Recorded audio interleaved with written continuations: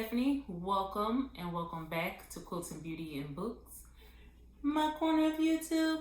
I pray that you and your family are all doing well today and that you enjoy today's video. Here I am today wrapping up the month of June. June was a good month for reading for me, all except for one book. Just one book I had to almost DNF. I DNF'd it temporarily in hopes that I can pick it up again in the future. Before I get started with what I did from my calendar, I want to show you guys a couple of empties so I can go ahead and throw them away. Before I get started with my calendar, I want to show you guys or share with you guys some empties that I did go through for the month of June. The first one being the Studio Selections 100% Acetone Nail Polish Remover. I use this one. I get my daughter like the regular, so it's a little bit more sensitive to her nails. But mine, because I use like bright colors and deep colors, I prefer the 100% acetone. The next thing is it's full. And I didn't get a chance to use it. Unfortunately, all of a sudden now I'm in the season of lips with a gloss on top. Lipstick with a gloss on top. So I didn't use it in time to enjoy it. It looked like it was going to be a perfect color for me, but it stinks. So I won't be using it. Will I repurchase it? Possibly. The next three things are scents, and they're all in the mini bottles. And the first one is Philosophy Amazing Grace. Loved it. Will I repurchase it? No. Sometimes you just get things and it smells good right now, for you at a point in time when you bought it. And now things are changing so much, I don't think I would want to. Now this one I might. But again, things are changing, I'm growing, and I might want something a little bit different. And God knows I have a whole bunch of scents, fragrances that I need to get through. And this one is True Religion, Hippie Chic. Love. Out of the three that I'm showing you, this one is my favorite. As you can see, it's just a little bit left in there.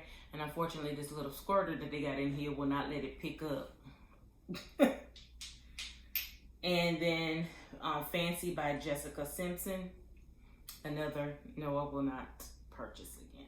So glad they are all done. Now let's go ahead and refer to my handy dandy calendar. Let's go ahead and start off with my devotion.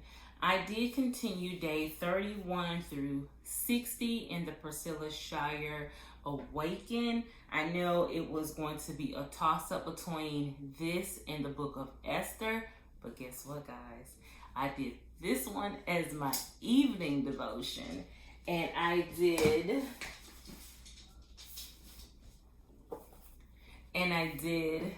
the book of Esther as my morning devotion. I was so super stoked when I thought of that. And yes, now I know my goal was to complete some of these colors in here. I mean, I tried to do a little bit of something, but I can't tell you I didn't get any kind of joy out of this. So I didn't even finish. But it was one that I thought I did, and I just hated it.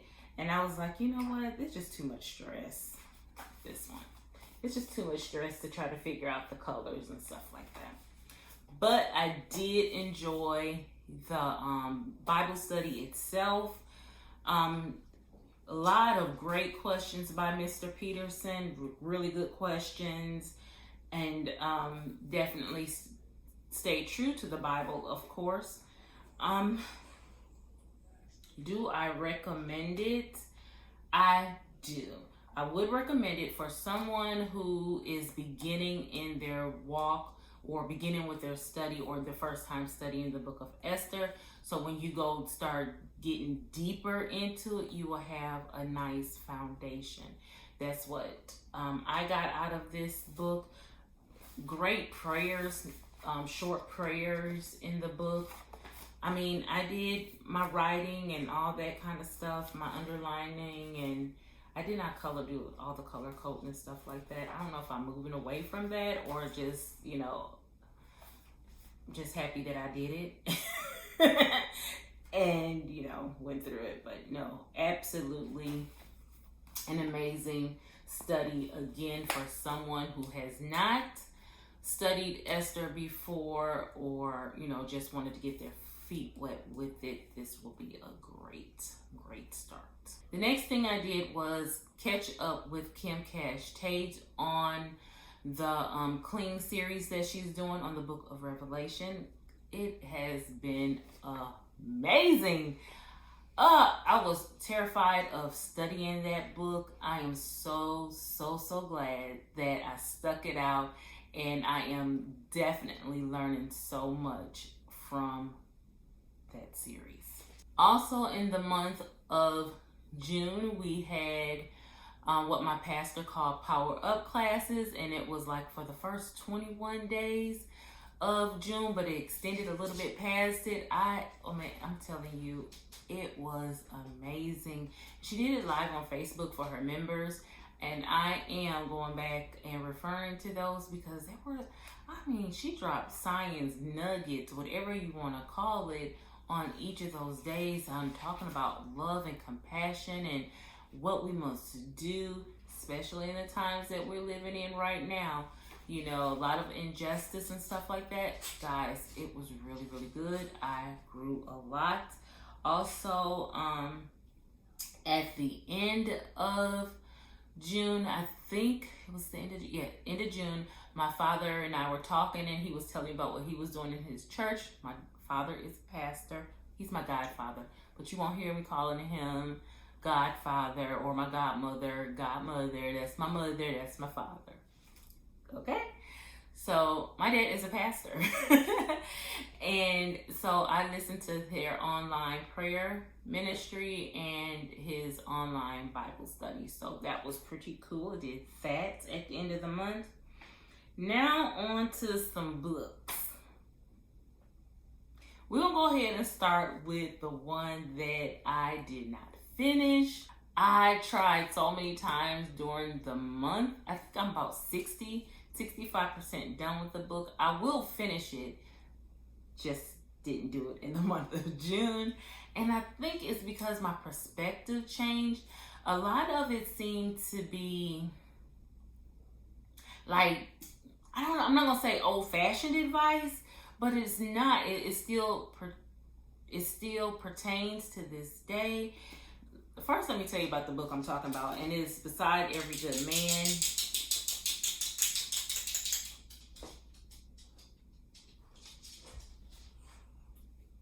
Benson. The book that I'm talking about is by Sarita Ann Jakes, Besides Every Good Man, Loving Myself While Standing Beside Him. Or standing by him, I'm sorry. And that's this book here. I felt like it was a lot of repeating, and then I also felt like that was advice given by your grandmama and them. Not everything that they said back then is everything that, is not the same as it is right now. So I felt like the advice somewhat was a little bit dated. But then when I got past the 50% mark of the book, that's when I really start enjoying the book. So again, I want to finish it. I will finish it. It's just that I couldn't get in with it wholeheartedly 100%. All the tabs that I have here, I believe these are the prayers. And now there was some good prayers in here. Shucks, there's some good prayers in here. And the book is about, learning to stay, from a child point of view as a young girl up into your singlehood, and then you're dating, the guys that you date, who they reflect or have characteristic traits of. Usually it is your father, if he was in the picture, and all that kind of stuff. Having bad relationships and choosing, your future mate. Now, I felt it was a little bit impersonal. she didn't give enough of herself and Bishop T.D. Jakes' relationship. She touched on it, how they met and stuff like that, and how it was really cute, but it wasn't enough. It just felt really impersonal, and I think that was my problem mostly with this book. That's all I'm gonna say about it. I will tell you guys more about it again when I do complete it. The next book I did read was called The Enlightenment of Bees, and it is by Rachel Linden. This book was really good. I didn't think that I was going to like it, but I did. I also listened to the audio version of this book only because she was talking about different countries and stuff like that, and I needed to know the name of these countries. So traveling throughout a whole bunch of places, I wanted to make sure that I was getting the pronunciations right. So I did do audiobook, but while I was listening, I was reading. Okay? This book is about a young girl who was not young like in teenage young. I'm talking about an adult lady who was in a relationship with a guy for about 6 years. And, she thinking, this anniversary, 6-year anniversary, this is going to be the day. This is going to be the day. I'm so excited and, all that. And he took her to, a place where, I think, was it their first met or something like that. And, and they get on a roller coaster, and some of this stuff is gonna be spoilery because I have to act out these books, okay? So she's like, oh my god, he's about to ask, and that joker, I'm talking about he couldn't do it. He would have got knocked off that roller coaster that day. It was like a Ferris wheel kind of thing, but he didn't do it. He flaked out. Talking about he wasn't ready for this step. His business is going booming and stuff like that. And she was like, I'm gonna give you 3 days or something like that to get it right or whatever. Well, hunty, she was like, in 3 days, you know what? I'm gonna be gone. Now her friend was going on a missions trip, and she told her to come along, go with me. And she was like, I don't know about that. Went and did the interview and told a big old whopping story during the interview, and it caught up with her, okay? And so did that joker try to come back in the story. Hunty, it was really, really good. And to come to find out, because I talked to Rachel a little bit via Instagram, some of the stuff was true that actually happened to her. So that even made the book that much more funny, that much more entertaining, that much more like, girl. So it was really good. I really thoroughly enjoyed this book. I do look forward to seeing or reading anything else from Rachel because I did like it. I wasn't sure I was gonna like the romance and stuff like that, because when you do a breakup, you really do need time to assess and learn from the mistakes that occurred in that relationship. Even though, say for instance you're in a relationship and he cheated or whatever, you still need to learn from that experience with that person and stuff like that. And I was hoping Rachel was not going to throw this girl into another relationship really, really quick. I don't like when authors do that. But this one was a pleasant surprise, and I really, really did enjoy it. Do I recommend it? Yes, I do.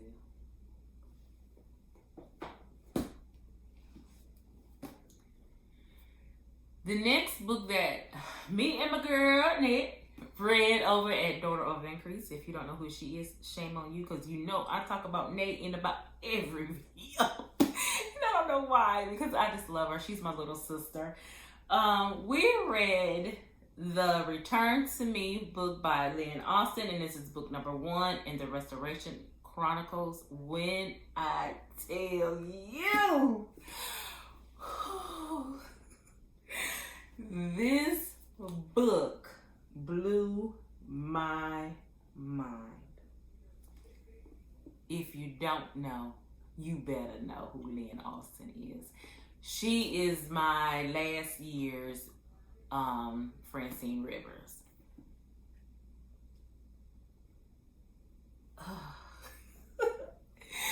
This book, when I tell you the nuggets that was in this book, okay, wait a minute. When I tell you, I had to write in this book, and no, see, I don't want to get dinged or anything like that, because I wanted to share with you guys so much stuff that was going on. When I tell you, it's a book about a young guy. Most of this book was when Zachariah was a young child.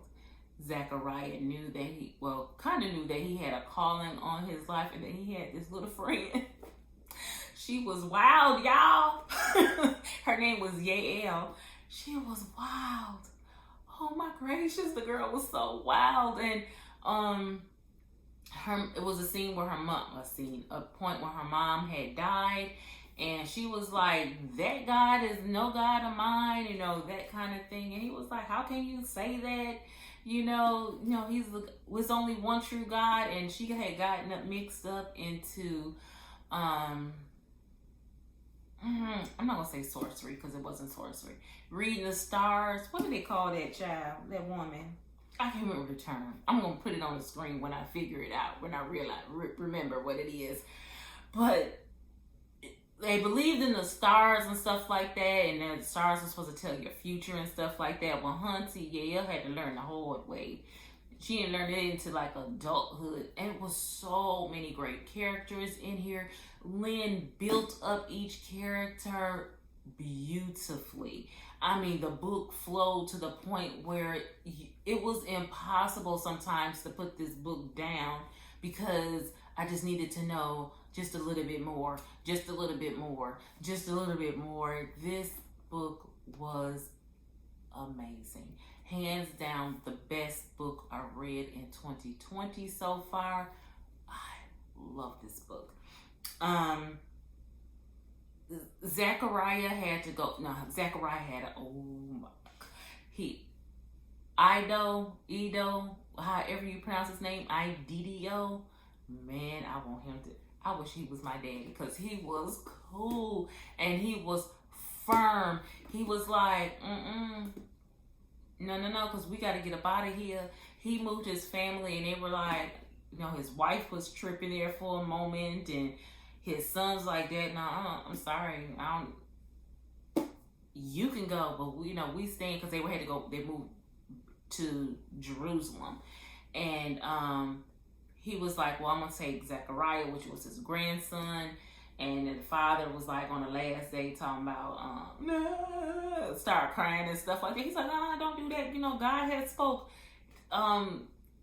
through Zechariah, and told him to go. And when I tell you, that journey was a trip.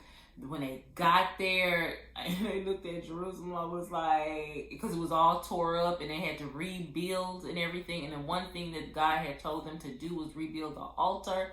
And Hunty, when they had to go through with that altar, and Yael found her some little friends on the other side.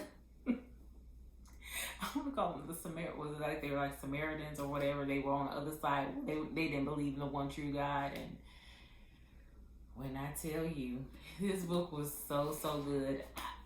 I want to tell you so much more, but I can't, because then I'll spoil a lot of it. But when I tell you it is good about their journey through rebuilding Jerusalem, or restoring Jerusalem, it was really good. Do I recommend this book more than any book I've ever read this year? Yes. Intensive Care Crisis by Karen Kirst was another book that I read. This was a suspense book. it was cute. This book, I would say that I would enjoy reading, not like in an everyday monthly setting, but if I was traveling somewhere on a plane, because, you know, even though I was in the military and had to fly, getting back and forth everywhere, yeah, this flying is still not my strongest, you know, way to travel. Now, I fly before I get on the boat, but I'm saying just flying, it's just not my favorite form of transportation. But this book would have kept my mind on an airplane if I was riding on one. The book was about a young woman, I believe her name was Audrey, who was a nurse. She started noticing some things going wrong on her ward. She started reporting it, and all of a sudden, honey, the child was on a run for her life. And the people that were under her care start dying. So she had to figure out who was after her. One of her patients happened to live in her apartment, and he became an intricate part of her solving the mysteries on who was killing her patients after her, then after him, and all that good stuff. So it was really good. It was a really good read. Would I recommend it to anybody? Yes, especially if you're traveling. Good traveling book.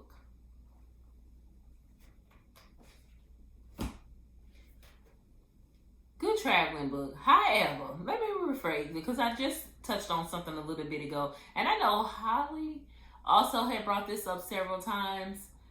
Everybody in a Christian fiction, romance, or whatever book, can't they just be friends? Why they always gotta, oh, he is so cute, all of a sudden be in love with somebody, you know?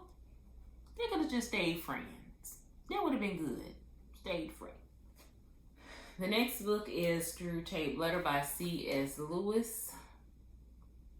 This book was, honey, a trip. Now, this is another book that I did have to listen to audio with, because I had to get that voice in my head so I can read these letters. It's nothing but letters to his nephew Wormwood, who is an apprentice demon who's learning how to torment. Screwtape, on the other hand, he's already past his prime. He's already retired. He's already, you know, been there and done that. And of course, he is the uncle that, you know, who always had it together. You know, yeah, when I was that age, I was doing this. You know, he's one of those. But Wormwood is a demon apprentice, like I stated. But he reminds me of this Generation X, you know. It's more than one way to torment kind of thing. And I could have seen him turning really, you know, going Christian a little bit, in my opinion, even though he was trying to torment. And he just was like, you know what? No, but what really, really started like happening was Uncle Screwtape started going a little bit cuckoo for Cocoa Puffs. That was good to me, because his nephew was working his nerves. But it was really good. I just looked down, because on this one page I wrote on here, laugh out loud, Uncle becomes unhinged, because all of a sudden, I mean, he got so upset, he had to take a break, and another demon finished the letter for him. His name was Toadpipe. I was like, Lord have mercy. But it was really good. This book does talk about, you know, different things about marriage, women are supposed to be, how they're supposed to be, fornication, money, fashion. I mean, it touched on some of everything that we deal with today, and how the demons use those things to try to entrap us and keep us from God. It was a little bit trippy, because when I hear the word enemy, well, of course, I'm thinking about Satan. But in this book, the enemy is God, Jesus, and Jesus. So it was like, okay, wait a minute, hold up. So once you had to flip it in your mind a little bit in order to grabs hold of this book. Will I recommend it? Yes, it was a really good book. Now, I do know they did do like a live drama theater drama of this book. I would love to see it just to see how they work it in real life. And the last book is by Terry Blackstock, and it is called If I Run. This book was good. Good. It is another, what they call it? Suspense, yes. Drama, yes. It was really good. It was about a young girl named Casey who happened to go and find her friend dead, and then without, I don't know why she didn't just call the cops. That kind of puzzled me, but anyway, it made for a great book. But it did say in the book later on that, you know,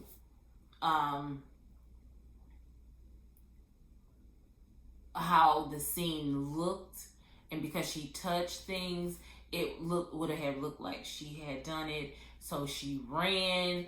She was running, and come to find out that she was sitting next to someone on the bus that will come back later on into her life, and things started not adding up. You know, Casey's father was supposedly had committed suicide. Not everybody believed it. The mom was just a little bit off, and the sister was like, you know what, let me step back. It was really, really good, because when Dylan, she met him, but she don't know that she met him. They found it out themselves out on the run for their lives, because the truth got to get told some kind of way, and that's where they are right now. It's left off. This is a series, so I have already ordered book number 2 and book number 3, because I already know I'm going to need it. So, because I want to finish this series, and yeah, so this is how book 1 ended. Was that, you know, they came to realize that, you know what, we in this together. So that is why I would definitely recommend this book. It was really, really good. Well, that is it for my wrap up for the month of June. I hope you enjoyed it. Go ahead and like and share. Please do. Subscribe if you haven't subscribed. What are you waiting on? Go ahead and click that bell so you'll be notified of my next upload. And go ahead and follow me over on Instagram, my blog, and Twitter, all with the handle Quilting Beauty and Books. And until the next video, guys, be blessed. Bye.